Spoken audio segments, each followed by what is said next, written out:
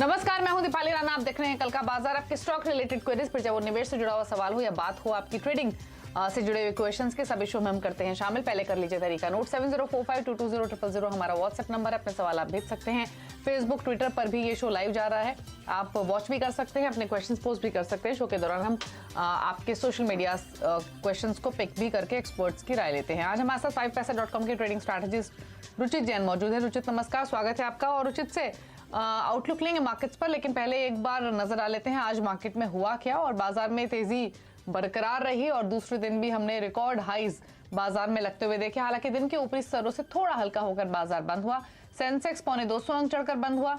इसके अलावा निफ्टी में 55 अंकों की बढ़त रही, 18,600 के ऊपर क्लोजिंग हुई। निफ्टी बैंक थोड़ा सा आज दबाव में था, 33 अंक ही सिर्फ बढ़कर बंद हुआ है। Mid cap small cap stocks में प्रॉफिट टेकिंग आज साफ तौर पे देखने को मिली। पॉकेट्स देखेंगे तो एफएमसीजी, मेटल, फार्मा में खरीदारी रही। एनर्जी, आईटी स्टॉक्स में भी हल्की बढ़त थी। Auto, public sector stocks, infra stocks पर थोड़ा दबाव देखने को मिला। एफआईज ने बिकवाली की है 744 करोड़ की, डीआईज ने खरीदारी की है 1241 करोड़ की। तो ये है आज के नंबर्स। लेकिन कल के लिए आउटलुक क्या है, इस पर करते हैं बातचीत। क्या सजेशन दिया है रुचित आपने अपने क्लाइंट्स को कल के लिए, कंसीडरिंग जिस तरीके का ट्रेंड हमने देखा, 18,600 के ऊपर की क्लोजिंग हुई है, लेकिन डेरिवेटिव का डेटा और चार्ट्स रीड करके क्या समझ में आता है? कल डिप्स पे खरीदे या कोई और रणनीति? नमस्ते दीपाली जी।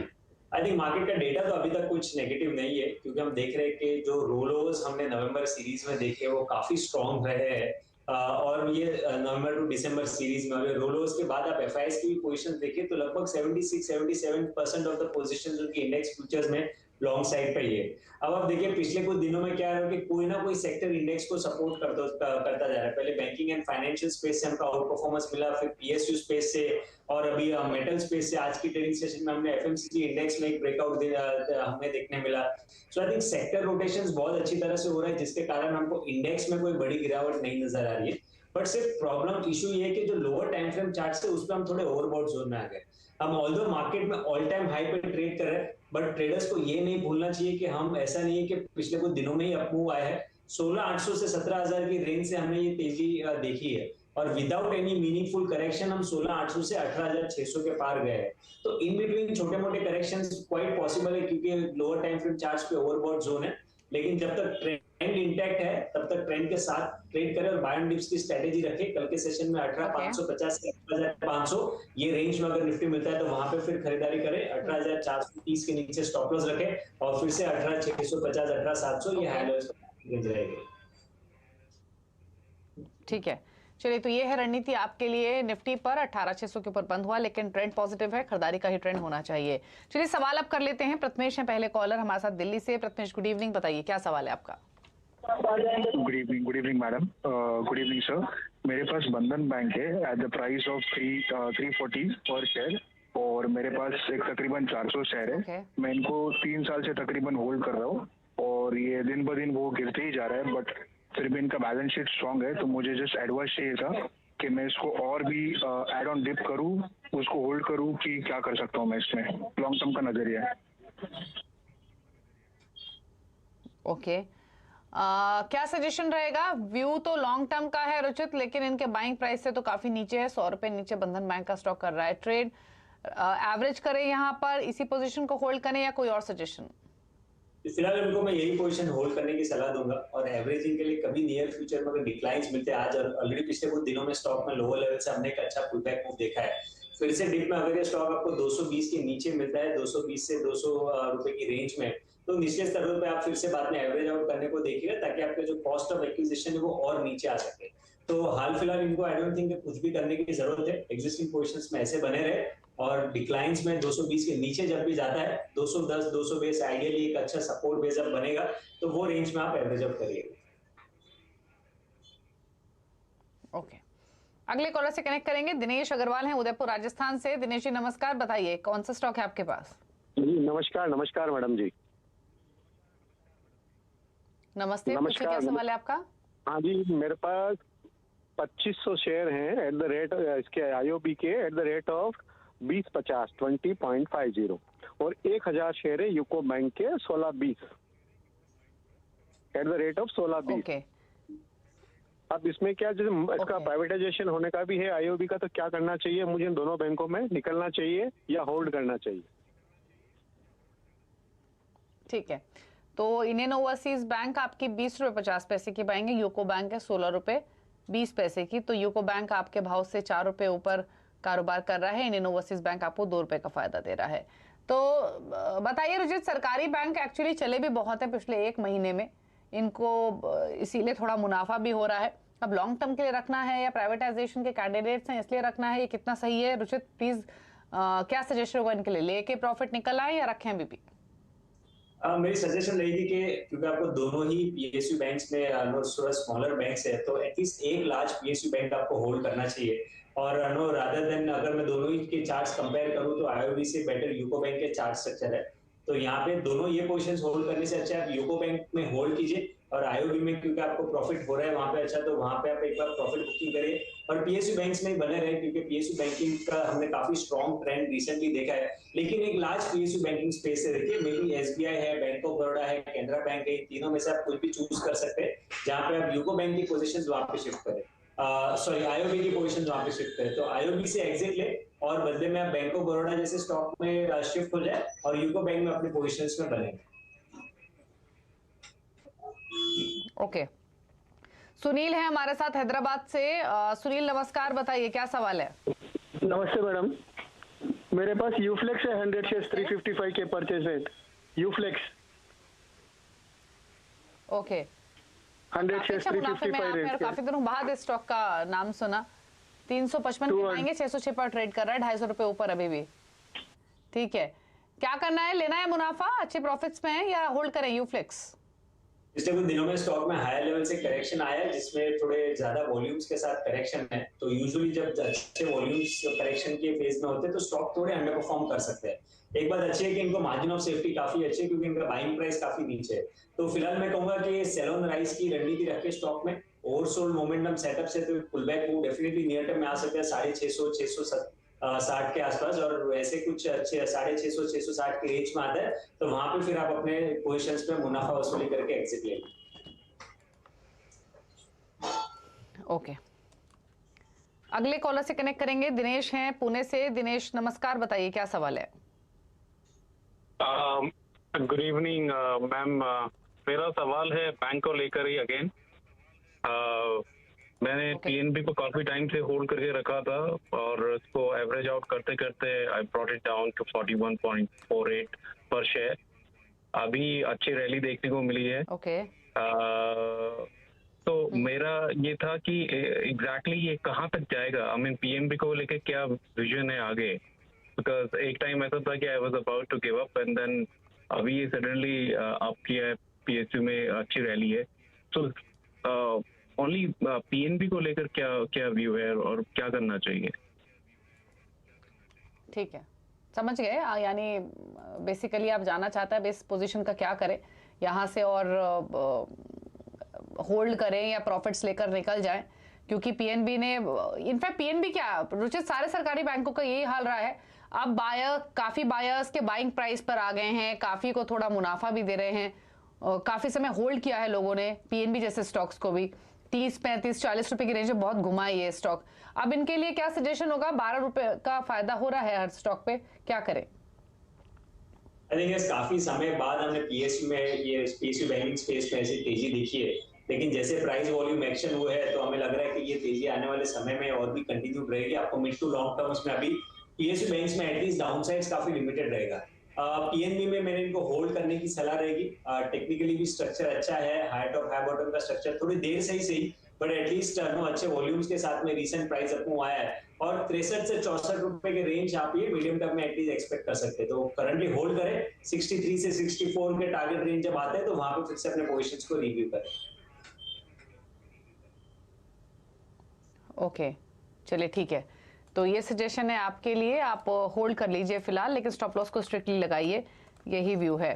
बात करेंगे अब अगले कॉलर से, और अमरेंद्र हमारे साथ हैं, अमरेंद्र राय दिल्ली से। अमरेंद्र जी नमस्कार, बताइए सवाल।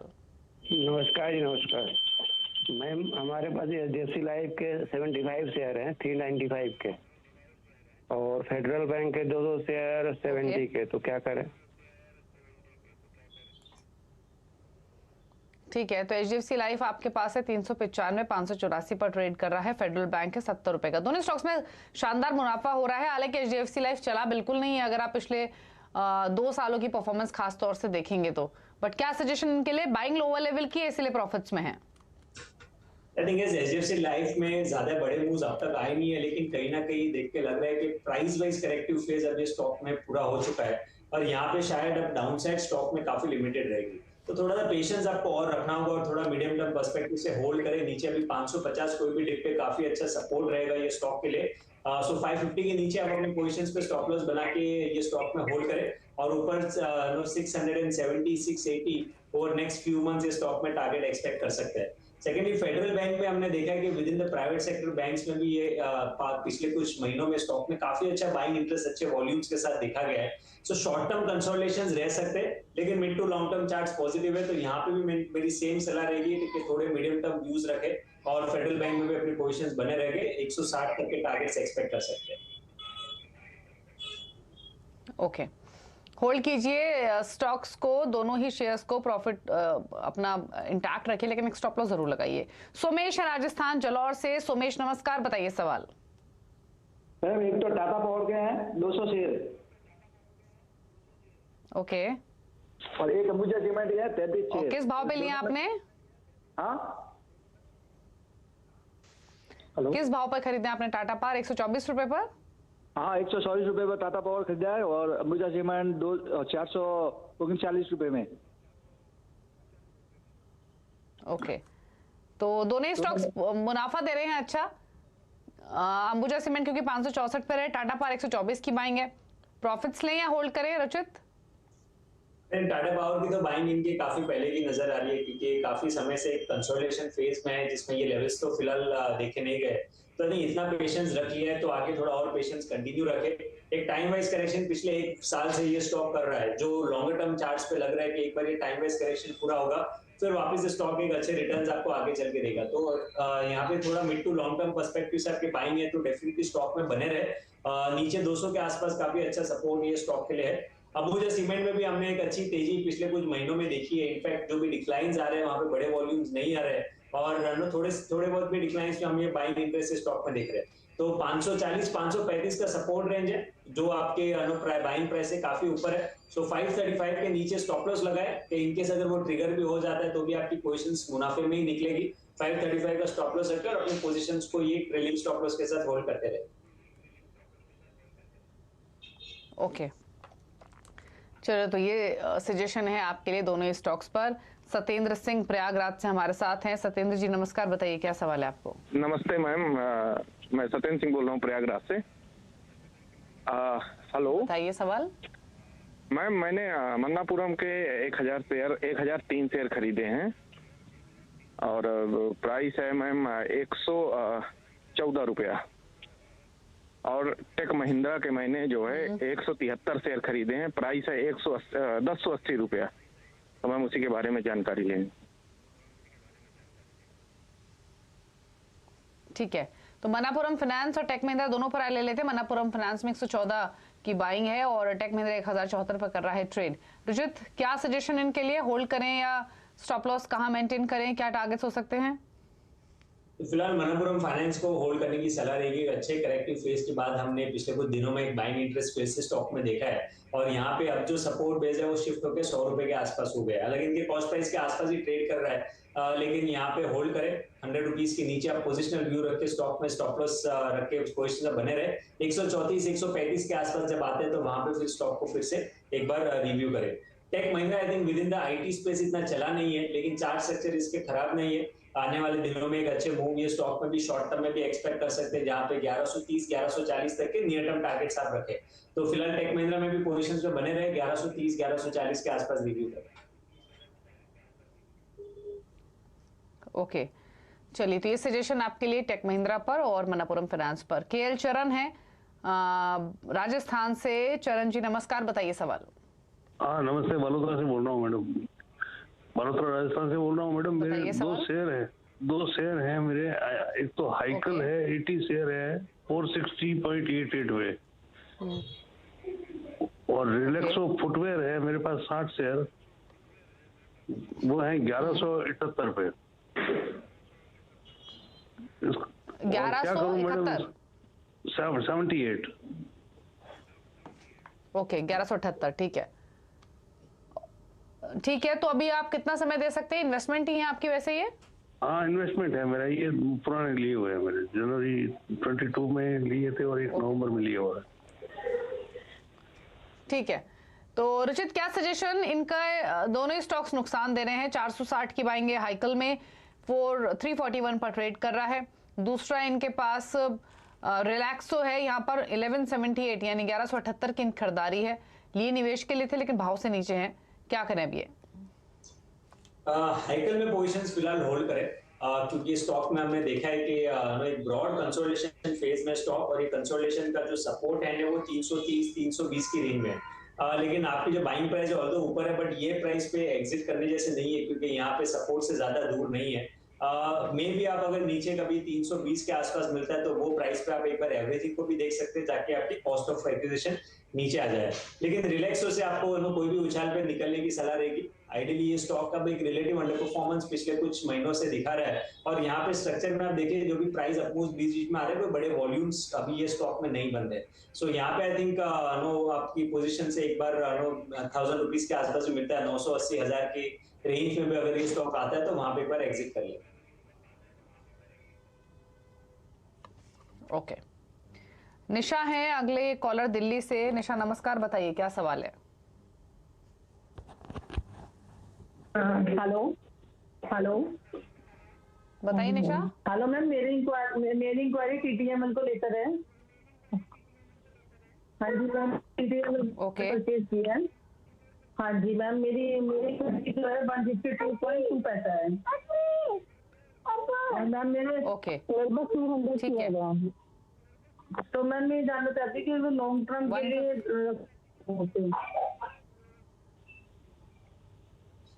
ठीक है, तो 152.2 की आपकी बाइंग है और 200 स्टॉक्स हैं आपके पास। अभी स्टॉक ट्रेड कर रहा है 99 पर, तो नुकसान है 50% के आसपास का। बताइए क्या करें अब ये रुचित इस पोजीशन में? काफी हाई बीटा नेम और थोड़ा हाई प्राइस स्टॉक है। जनरली हम देखते हैं कि जब प्राइस अपमूव्स आते हैं तो काफी बार सर्किट टू सर्किट चलता है, करेक्शन भी सर्किट पे भी होते हैं, लेकिन यहाँ पे अभी तक तो कोई ट्रेंडेड फेज स्टॉक में इतना पॉजिटिव नजर नहीं आ रहा है। सो मैं यहाँ पे एग्जिट लेने की सलाह दूंगा। थोड़े से अगर पुलबैक मूव्स मिलते हैं, आपको 110-115 की रेंज भी मिलते हैं, तो वहां पे एग्जिट ले। और क्योंकि आपने कहा कि आपका थोड़ा लॉन्ग टर्म का नजरिया, तो within the telecom space I think Bharti Airtel relatively काफी सेफ बेट है, जहां पे आपको कंसिस्टेंट रिटर्न्स भी over longer period of time मिलते रहने चाहिए। So Tata tele sell on rise की रणनीति रखे, 110-115 की रेंज में एग्जिट करने को देखे, और रादर यही पोजीशंस आप बाद में भारतीय एयरटेल में शिफ्ट कर सकते हैं। ओके, चलिए, तो सेल ऑन राइज की स्ट्रैटेजी है और इस फंड्स को इन्वेस्ट करने आप भारतीय एयरटेल में लॉन्ग टर्म के लिए ये व्यू है। रुकने इसी के साथ एक ब्रेक के लिए, ब्रेक के बाद सोशल मीडिया से करेंगे क्वेश्चंस को पिक। आप देखते रहिए कल का बाजार।